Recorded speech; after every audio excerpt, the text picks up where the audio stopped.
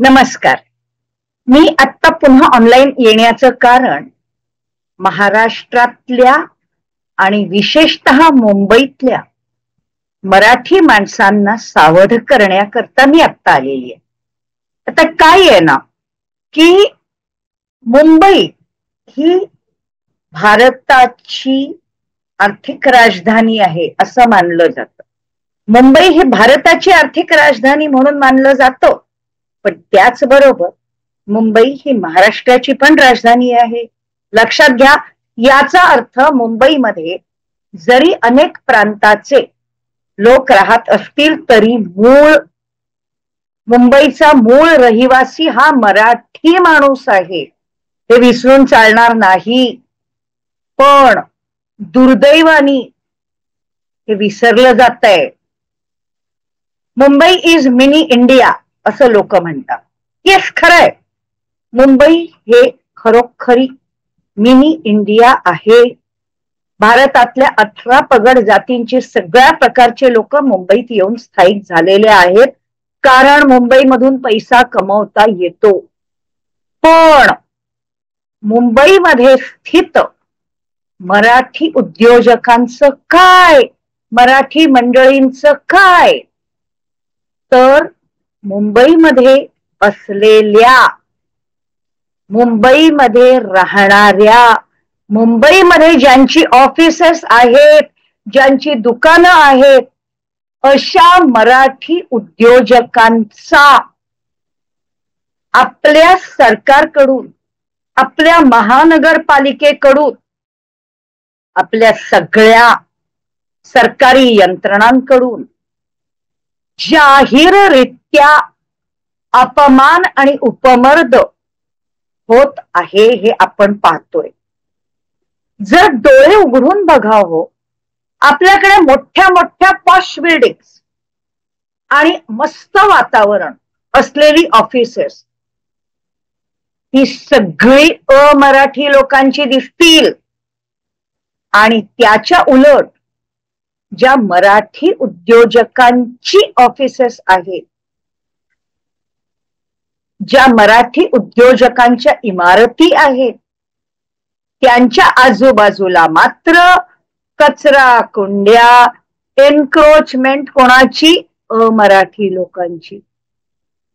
बाहेर पसरलेली, वेडीवाकडी पसरलेली दुकानं, बकालपणा, हा सगळा फक्त आणि फक्त मराठी उद्योजकांच्या फॅक्टरीज आणि ऑफिसेसच्या समोर सापडेल, आणि तो शिस्तबद्ध पद्धतीने ऑर्गनाइज करून ठेवला गेलेला आहे.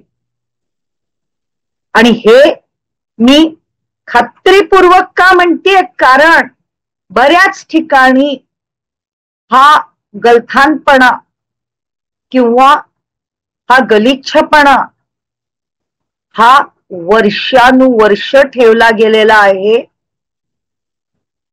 आणि ते सुद्धा त्या इंडस्ट्रियलिस्टनी अनेक वेळेला अपील केल्यानंतर सुद्धा त्यांच्या अपील्सना कचऱ्याच्या पेट्या दाखवल्या गेल्या, त्यांना काहीतरी खोटं नाटं सांगितलं गेलं, किंवा त्यांना अशा काहीतरी गोष्टी सांगितल्या गेल्या ज्या हे लोक गुजराती, मारवाडी, सिंधी उद्योजकांना सांगायची हिम्मत नाही करणार, फक्त मराठी माणसांना सांगायची हिम्मत कर.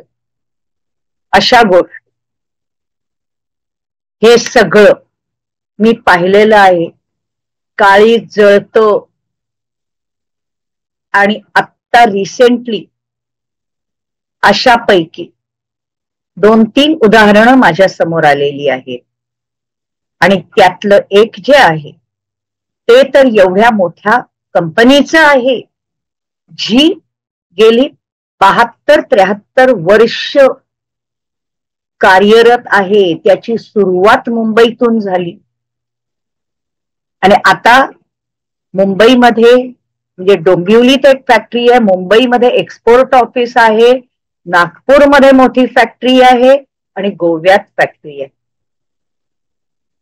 एक म्हणजे त्यांची नागपूरची फॅक्टरी जेव्हा 2021 मध्ये जळाली, कशी जळाली, काय जळाली, फिंगर्स क्रॉस्ड, कारण रात्रीच्या वेळेला आग लागली. 2-3 दिवस फॅक्टरी जळत होती. जगभर बातम्या पसरल्या, पण आपण सगळे लॉकडाऊन आणि असल्या सगळ्या कोविड या बातम्यांमध्येच बिझी होतो. त्याच्यामुळे मुंबईमध्ये ही बातमी एवढी वाऱ्यासारखी पसरली पण नाही, लोकांना कळलं पण नाही की या कंपनीचं 100 करोडचं नुकसान झालंय. आणि इतकंच नव्हे तर त्यातलं इन्शुरन्सनी 6 महिन्यांनी जेमतेम 30 करोड वगैरे दिले असतील, एवढंच. पण बाकी एवढा मोठा फटका यांना बसला तरीही ती कंपनी उभी राहिली. का? मराठी माणसाची आहे, ब्राह्मण माणसाची आहे. म्हणून याला मुंबईमध्ये पेपरांनी सुद्धा याची फारशी दखल घेतली नव्हती. फारशी मी म्हणते, काही ठिकाणी आल्या असतील बातम्या, पण हेच जर का रिलायन्सच्या फॅक्टरीला आग लागली असती ना, तर महिनाभर लोकांच्या डोक्यावर हॅमर केलं गेलं असतं, रिलायन्स जळलं, रिलायन्स जळलं, रिलायन्स जळलं, त्यांना मदत करा. हे काय इथे काहीच नाही. बरं, रिलायन्सची फॅक्टरी किंवा रिलायन्सचे मी मुद्दाम का घेते हो की आजच्या तारखेला रिलायन्स झाला, अदानी ग्रुप झाला, हे कालचे ग्रुप आहेत हो सगळे. काही दशकांमधले आहेत, काही वर्षांमधले आहेत आणि प्रचंड मोठे बिझनेसमन झालेले आहेत. कसे झाले, काय झालं, काय याच्यामध्ये मी पडत नाहीये, कारण प्रत्येक व्यावसायिक स्वतःच्या मेहनतीने कमवतो आणि स्वतःच्या बुद्धीने कमवतो. त्याच्यामुळे मला त्याच्याबद्दल नाही, त्यांनी कमावलंय, छान केलंय, उत्तम काम करतायत, पण त्यांचा जो आदर होतो तेवढा, कमीत कमी तेवढा अशा 72 वर्ष जुन्या कंपनीचा नको का व्हायला? बरं, कंपनी तुम्हाला सगळ्यांना माहिती आहे. माझ्याकडे यांची माहिती कशी आली तर मी स्वतः रेकी टीचर आहे. माझे विद्यार्थी हे जगभर पसरलेले आहेत. माझ्याकडून रेकी टीचर म्हणून तयार झालेले लोक साधारण 50-60 देशांमध्ये रेकी शिकवतायत आणि जगभर माझे विद्यार्थी पसरलेलं असल्यामुळे, आणि बरेच विद्यार्थी हे पुष्कळ हाय लेव्हलचे विद्यार्थी आहेत, त्याच्यामुळे त्यातल्या काही विद्यार्थ्यांनी जे ह्या कंपनीचे त्या देशांमध्ये डिस्ट्रीब्युटर आहे किंवा डिस्ट्रीब्युटरचे नातलग आहेत, त्या माझ्या विद्यार्थ्यांनी या कंपनीच्या एक्सपोर्ट ऑफिसच्या समोरच्या एरियाचे फोटो मला पाठवले. ते म्हणे आमच्या देशामध्ये या कंपनीची प्रॉडक्ट्स ही खूप पॉप्युलर आहेत, पण यांच्या एक्सपोर्ट ऑफिसची तुमच्या मुंबईमधली हालत बघा. तुम्ही सोशल वर्क करता, त्याच्यामुळे तुम्ही तुमच्या समाजसेवी संस्थेकडून याचं काहीतरी करू शकाल. कारण आम्ही जेव्हा विचारलं कंपनीला, त्यावेळेला कंपनी म्हणाली की आम्ही पुष्कळ प्रयत्न करून झालाय, आता आम्ही थकलो, आता बीएमसीच्या मागे लागू का आमचा धंदा करू, हे आम्हाला, त्याच्यापेक्षा आम्ही आपल्या धंद्यावर लक्ष ठेवतो, काय होईल ते नशीब. इतके ते थकलेले आहेत असं मला माझ्या रेकीच्या विद्यार्थ्यांनी सांगितलं. मग मी चौकशीला गेले, ऍड्रेस शोधायला लागलो, तर आमच्या ड्रायव्हरनी विचारलं, कोणाला इकडच्या लोकल मराठी लोकांना मुद्दाम विचारलं आम्ही आधी, तर त्यांनी काय सांगावं, विको का एक्सपोर्ट ऑफिस, वो क्या होता है? मतलब विको लैबोरेटरीज ऑफिस. हाँ, वो क्या है? वो कचरा कुंडी के बाजू में. हे आम्हाला या ऑफिसचं लोकेशन सांगण्यात आलं. विचार करा, उद्या जर कोणी विचारलं अँटिलिया कुठे आहे, अरे वो क्या कचरा कुंडी के बाजू में, असं कोणी सांगितलं तर कसं वाटेल? ताज हॉटेल कुठे आहे विचारलं, अरे वो क्या कचरा कुंडी के बाजू में म्हटलं तर कसं वाटेल? चालेल? नाही चालणार. का? कारण त्या सगळ्या गोष्टी अमराठी लोकांचे आणि हे मराठी लोक माणसाचं आहे, विशेषतः ब्राह्मणाचं आहे. त्याच्यामुळे हे चालतं. यांनी किती तक्रारी केल्या असतील मला माहित नाही. मी तिकडे जाताना बघितलं कचरा कुंडी के बाजू में, आणि हेच मला रिपोर्ट मिळाला होता म्हणून मी चेक करायला गेले होते. अहो, एखाद्या ठिकाणी एक कचरा कुंडी ठेवली जाते हो कलेक्शन करता. या ठिकाणी 8 कचरा कुंड्या होत्या आणि त्या भरून वाहत होत्या, घाण वास येत होता. आणि एवढंच नव्हे तर तिथे रस्त्यावरती 2 मोठ्या आपल्या घराच्या वरती असतात तशा सिंटेक्सच्या पाण्याच्या टाक्या रस्त्यावर मध्येच ठेवल्या होत्या आणि त्याला बाकायदा पाईपलाईननी पाणी जोडलेलं होतं. कुठून येत होतं परमेश्वराला ठाऊक. नंतर चौकशी केल्यावर कळलं की त्या ठिकाणी गाड्या धुण्याचा पण धंदा केला जातो. आणि कोण करतं तर त्यांच्या समोर, ऑफिसच्या समोर काही झोपड्या दिसल्या. असं कळलं की हे वर्षानुवर्ष तिथे एन्क्रोच करून राहिलेली मंडळी आहे. They are encroachers, they are not the tenants. Encroachment केलेले, पण वर्षानुवर्ष एन्क्रोचमेंट केलेले लोक आहेत. म्हणजे ह्यांना घालवायचा कदाचित विकोनी प्रचंड प्रयत्न केला असेल, पण ते साध्य नसेल झालं. ते लोक राहतात तिथे वर्षानुवर्ष. आणि काय टोपल्या विणलेल्या टोपल्यांची दुकानं मांडलेली. अहो, इतकी दुकानं मांडलेली की तो रस्ता हा नॉर्मल झोपडपट्टीचा रस्ता दिसतो आणि त्याच्या आतमध्ये कुठेतरी विको लॅबोरेटरीजचं एक्सपोर्ट ऑफिसचं गेट, आणि हे लोक राहतात मला वाटतं तिथे विको हाऊस आहे त्याचं गेट. ही दोन्ही गेट्स या सगळ्या पसाऱ्यामध्ये इतकी लपून जातात की लोकांना कळतच नाही की एवढ्या मोठ्या कंपनीचं एक्सपोर्ट ऑफिस इथे आहे. आणि ही परिस्थिती गेली अनेक वर्ष आहे. यांच्या डिस्ट्रीब्युटर्सनी मला सांगितलं तेव्हा मला हे कळलं. आणि त्याच्यानंतर मी पुढे पाहणी केली, चौकशी केली. बीएमसी कडे कमिशनर पासून सगळ्यांना लेटर्स पाठवली, अगदी चीफ मिनिस्टर पर्यंत लेटर पाठवली आहेत. पण ती लेटर्स पाठवून 15-20 दिवस झालेत, अजून हालचाल म्हणावी तशी नाहीये. फक्त कचरावाल्यांनी त्या कचरा कुंड्या 8च्या ऐवजी 3 ठेवल्या, एवढंच केलं. पण त्या कंप्लीट आम्ही हलवू म्हणून मला आश्वासन मिळालंय, पण अजून ती पाटी पण लागलेली नाहीये. ती एन्क्रोचमेंट करणाऱ्यांनी मला आश्वासन दिलंय की आम्ही टाक्या काढू आणि निदान बाहेर लागलेली दुकानं काढू. हे आश्वासन मिळालंय मला, पण अजून ऍक्शन काही मला झालेली दिसली. आणि त्याच्या आतून मला कळलं तिकडच्या लोकल कॉर्पोरेटरच्या कुठल्या तरी राईट हँडशी त्या एरियात राहणारी माझी एक विद्यार्थिनी बोलली. बघा, राज्य आहे शिवसेनेचं वर्षानुवर्ष बीएमसीवर.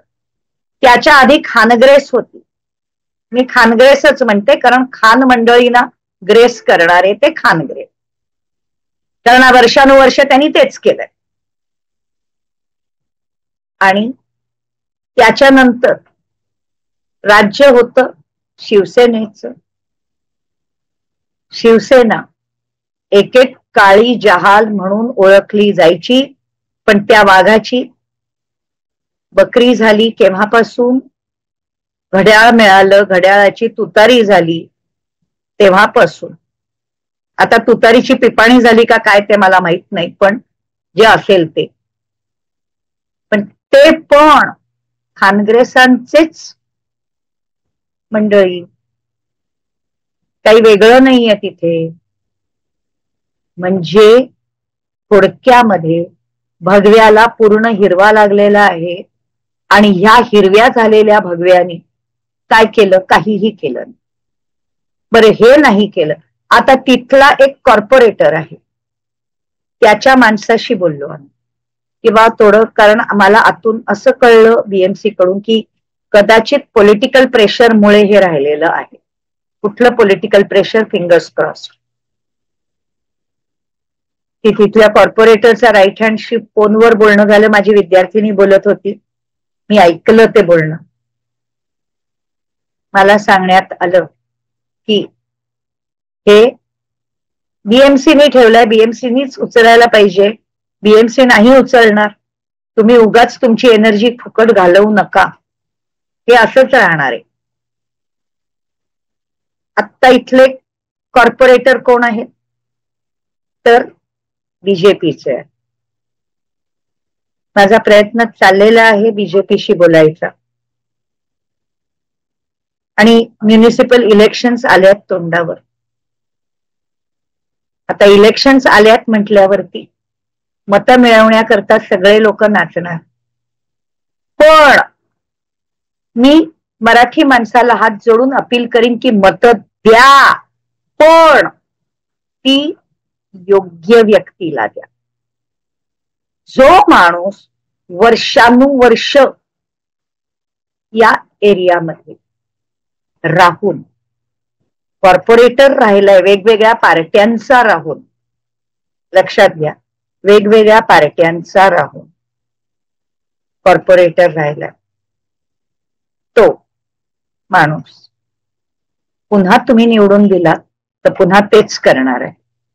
आणि हाच प्रकार जो आहे हा अनेक ठिकाणी मुंबईमध्ये दिसतोय. ओके, आता ज्या कंपनीबद्दल मी बोलतीये ती कंपनी म्हणजे ज्याचं जिंगल प्रत्येक व्यक्तीच्या तोंडावर आहे. विको टर्मेरिक नाही कॉस्मेटिक, विको टर्मेरिक आयुर्वेदिक क्रीम किंवा आयुर्वेदिक जड़ीबूटियों से बना संपूर्ण स्वदेशी विको वज्रदंती. दातानी अक्रोड तोडणारा म्हातारा माणूस, त्याचं चित्र बरोबर लक्षात येईल विको वज्रदंती म्हटल्यावर. आणि आपल्याला माहित नसेल पण मी तरी सांगेन की यांचं आणखीन एक प्रोडक्ट म्हणजे शुगर फ्री टूथपेस्ट, जे अमेरिकेमध्ये कंटेनरचे कंटेनर एक्सपोर्ट व्हायचे होतात अजूनही. आत्ता हे इंडियामध्ये इंट्रोड्यूस झालंय. बऱ्याच ठिकाणी नाही मिळत, माहित नाही का नाही मिळत ते, पण मिळेल, मिळावं अशी अपेक्षा आहे आपण डिमांड केली तर असो. तर असले उत्तम प्रॉडक्ट्स असणारी ही कंपनी विको लॅबोरेटरीज. आणि विको लॅबोरेटरीजचं विको हाऊस आणि विको लॅबोरेटरीजची गेट्स ही या सगळ्या टोपल्यांच्या दुकानांच्या बाजारात लपून जाते. आणि त्याला बाजूला आहे कचरा कुंडी. वरून जातं मेट्रोचं स्टेशन म्हणजे मेट्रोचा ब्रिज. प्रचंड ट्रॅफिकचा रस्ता आहे. त्याच्या बाजूला मला असंही सांगितलं की त्याच्या बाजूला रस्ता रुंदीकरणाकरता जी 10-12 दुकानं आहेत ती निघाली की त्याबरोबर कचरा कुंडी पण निघेल. पण ती 10-12 दुकानं नंतर चौकशी केल्यावर कळलं की ती गेली 20 वर्ष निघतायत हो, अजून निघालीच नाहीयेत अजून. म्हणजे रस्ता रुंदीचा संबंधच नाही, कचरा कुंडी तशीच राहणार, रस्त्यावरती पसरलेली दुकानं तशीच राहणार. आणि मग हे जे डिस्ट्रीब्युटर एक्सपोर्टर्स जे 50 देशात त्यांचं उत्पन्न जे प्रॉडक्ट्स चाललेले आहेत त्यांची मंडळी जेव्हा इकडे येणार त्यावेळेला त्यांना काय चित्र दिसणार यांच्या ऑफिसच्या इथलं? की भारताने मराठी उद्योजकाचा केलेला जाहीर अपमान, हेच चित्र आपण भारत सरकार बाहेरच्या देशांमध्ये उभं करतंय. विचार करा, हे भारत सरकारची सरकारी लेवलवरती काम करायची गोष्ट आहे. मोदीजींनी याच्यात लक्ष घातलं पाहिजे, कारण भारताची इमेज जगभरात सुधारायचा मोदीजी प्रयत्न करतायत आणि इकडे आमची महानगरपालिका माती खातीये, भारताच्या इमेजचा कचरा करते. विचार करा. आणि हे जे काही चाललेलं आहे हे तुमच्या समोर यावं याच्याकरता मी आत्ता ही व्हिडिओ एडिट करून अप करताना वेळोवेळी फोटोज शेअर केलेले आहेत. वेगवेगळ्या एरियाचे फोटो व्हिडिओ सगळे ते पहा. आणि मी दुसरी विनंती करीन की तुम्हाला सुद्धा तुमच्या आजूबाजूच्या ज्या ज्या ठिकाणच्या मराठी उद्योगांच्या आजूबाजूला असलं काहीतरी सापडेल त्यांनी कृपा करून मला व्हॉट्सअपवर संपर्क करा, डिटेल्स करा. मी त्याच्यावरही व्हिडिओ करीन. कारण मला आणखीन एक याच्यानंतर ह्या व्हिडिओ करताना म्हणजे ही माहिती घेऊन याच्यावर काम करताना कळलं की मुलुंड मधलं केळकर वजे कॉलेज आहे, वेल नोन आहे. तिथे ते जे केळकर आहेत ते परफ्यूमवाले केळकर. पुन्हा बघा, पुन्हा केळकर मराठी माणूस, ब्राह्मण माणूस. 40 एकर जागा आहे त्यांची. त्याला लागून पुढे एक मध्ये रस्ता जातो, पलीकडे 5 एकरची जागा आहे. फुल एन्क्रोचमेंट झालेली आहे आणि बीएमसीनी त्या एन्क्रोच करून राहणाऱ्या लोकांना पाणी आणि वीज पण पुरवलेली आहे. हे माझ्या कानावर आलं. प्रत्यक्ष जाऊन बघायचं आहे, अजून पाहिलेलं नाहीये. पाहिलं, माझ्या हातात फोटो आले की तेही शेअर करणारा मी व्हिडिओ करीन. पण सध्या मी एक म्हणेन की विकोचा जो अपमान चालवलेला आहे, सरकारनी जाहीर अपमान चालवलेला आहे वर्षानुवर्ष, हेच माझं म्हणणं आहे. फिजिकल काय प्रॉब्लेम आहेत काय नाहीत, मी एक विचारते की जर का ती मंडळी तिथे राहणारी इतकी जुनी आहेत का, त्यांना काय कसले लायसन्स आहेत. मला ते बीजेपीचे कार्यकर्ते सांगत होते की त्यांच्याकडे दुकानाचं पण लायसन्स आहे. अहो म्हटलं, रस्ताभर दुकान लावायचा लायसन्स आहे का? त्यांच्या घरात दुकान लावायचा लायसन्स असेल. आणि पहिली गोष्ट म्हणजे एन्क्रोच केलेल्या लोकांना लायसन्स बीएमसीनी दिलेच कसे, हा विषय. बरं, लायसन्स आहे म्हणून तुम्ही त्यांना काढत नाहीये. मग लायसन्स आहेत पण भाडं भरत नाहीत तरी तुम्ही त्यांना काढत नाहीये. लक्षात घ्या, कोणालाही भाडं नाही भरत आहेत ते, मी माहिती काढली. मग त्याच्या ऐवजी जे 100 वर्ष जुनी दुकानं आहेत, लायसन्स आहे, भाडी भरतायत, अशी मंडळी एनटीसीनी अशी दुकानं वाल्यांना का काढलं? एक मोठं दुकान आहे असंच लालबाग मधलं पतंगे बंधू, सगळ्यांना माहिती असेल. पायजमे, सदरे, पूर्वीच्या काळच्या ज्या पट्ट्यावाल्या अर्ध्या चड्ड्या पुरुष घालायचे ते, बंड्या, हे सगळे पुरुषांचे ड्रेसेस हे पतंगे बंधू त्यांची स्पेशालिटी होती. त्या पतंगे बंधूंचं दुकान त्याला टाळं लावलंय आणि आणखीन 4 दुकानांना टाळी लावलेत. त्या ओळीतली बाकीची 100 दुकानं चालू आहेत. का? हे भाडं देत नाहीत म्हणून. जेव्हा की यांच्याकडे भाडे पावते आहेत त्यांनी भाडं दिलेलं आहे, पण जबरदस्ती त्यांना दुकानातनं हुसकून काढलं गेलं. का? मराठी माणूस म्हणून, हाईट केली म्हणून. त्यांच्याबरोबरची आणखीन 4 आहेत घालवलेली, ती पण मराठीच लोक आहेत.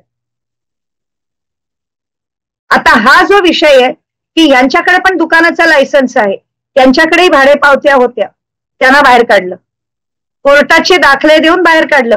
आणि हे जे विकोच्या समोर बसलेले आहेत यांचं त्यांना काही करत नाही, हात लावत नाहीत. कारण काय तर ते अमराठी आहे. पुनर्वसन बीएमसी करू शकते त्यांचं, त्यांना कुठेही दुसरीकडे जागा देऊन त्यांना पाठवू शकते, कचरा कुंडी हलवू शकते. पण करायचं असलं तर केलं जातं, करायचं नसलं तर सबबी दिल्या जातात. आणि हे जर का केंद्र सरकारने जर लक्ष घातलं याच्यामध्ये तर कदाचित गोष्टी होतील. मी अपील करीन केंद्र सरकारने याच्यात लक्ष घालावं, कारण याच्यामध्ये भारताच्या इमेजचा, जगभरातल्या इमेजचा प्रश्न आहे. पूर्वीच्या काळी बाहेर दाखवलं जायचं भारत भूखे नंगो का देश आहे, दाखवलं जायचं, व्हायचं असं. आता परिस्थिती मोदींनी बऱ्यापैकी सुधारलेली आहे आणि एकेकाळी महासत्ता असलेला भारत आज पिछडा हुआ देश म्हणून राहण्याचं मूळ कारणच आहे की खानग्रेसनी कायम पाश्चिमात्यांचे बूट पुसायचं काम केलं आणि भारतीयाला स्वतःच्या तळव्याखाली ठेवायचं काम केलं आणि विशेषतः लोकलाईट मुंबईतल्या मराठी माणसाला, मुंबईतल्या ब्राह्मणांना ठेचायचं काम केलं. आता ब्राह्मणांच्या बद्दल तर मी म्हणेन की आम्ही हिरे आहोत, आम्ही चमकणार. तुम्ही कितीही ठेचा, चिखलात घाला, काही पण करा, आमची चमक आम्ही दाखवल्याशिवाय राहत नसतो. कारण ती बुद्धीची चमक आम्हाला परमेश्वराकडून मिळालेली आहे, ती आहे. पण तरीही ठेचायचं काम केलं जातं, मराठी माणसाला ठेचायचं काम केलं जातं आणि मराठी माणसाची अस्मिता झोपलीये असं म्हटलं जातं. पण नाही, दुर्दैवानी सो कॉल्ड आपल्या नोटेवर बसलेल्या बापूजींच्या सो कॉल्ड अहिंसेनी मराठी माणसाच्या अस्मितेची उत्तम पद्धतीने हिंसा केली आहे. कारण केव्हा तरी मी गांधीजींची अहिंसा किती भयंकर हिंसक होती याच्यावरती एक वेगळा व्हिडिओ करीन, तो वेगळा विषय आहे. पण हा विषय मात्र या क्षणाला मराठी व्यावसायिकांना न्याय मिळावा याच्या करता आहे. परळमध्ये राहणाऱ्या, नंतर माझ्या परळमध्ये राहणाऱ्या भरपूर विद्यार्थ्यांनी मला हे सांगितलं. त्यांनी पण मला फोटो काढून पाठवले. ते आता इनफॅक्ट त्या एरियावर लक्ष ठेवून आहेत, पण अजून काहीही काम होत नाहीये म्हणून ते मला रेग्युलरली फोटो पाठवत आहेत. तर त्यातले पण काही फोटो मी शेअर करीन आणि तुम्हाला सगळ्यांना सांगेन की ही गोष्ट लक्षात ठेवून, या गोष्टीची दखल घेऊन या वेळेला म्युनिसिपल इलेक्शन मध्ये कोणाला मतं द्यायची हे तुम्ही ठरवा. कळतंय? कारण मराठी माणसाला अशीच गळचेपी त्याची होत राहणार.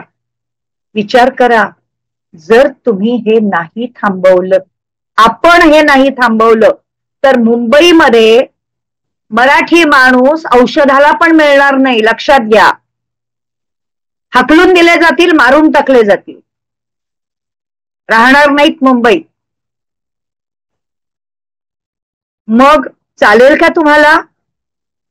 मुंबई आपल्या मराठी लोकांची आहे ना, मग नको का ती मराठी माणसांची राहायला? मराठी माणसांना मान नको का मिळायला? तिथे मिळायला हवा ना. मग सगळ्यांनी मिळून काम करूया. चला.